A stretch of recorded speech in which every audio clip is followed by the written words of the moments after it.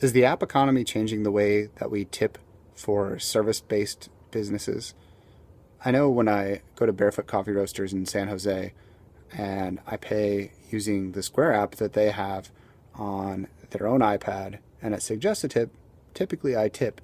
But when I walk into Starbucks and I pay with my Starbucks app that's on my phone, I typically don't tip. And that's because I almost never have cash and there's no way to actually tip from the app currently. Now, it's being reported that next week Starbucks is going to roll out a feature where you can tip, and I will be interested to see how that changes behavior. And I have to think that this is something that is actually being driven by barista request rather than customer request, because I can't imagine that there were customers demanding the ability to tip from the app.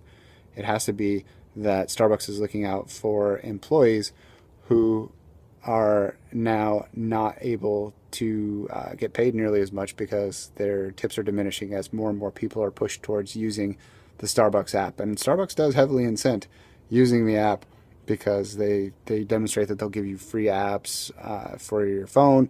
They'll give you free songs from iTunes, and every certain number of coffee purchases, you get a free coffee. And there's frequently other deals at Starbucks that are involved with using the app as well. So Starbucks really wants you to use that app.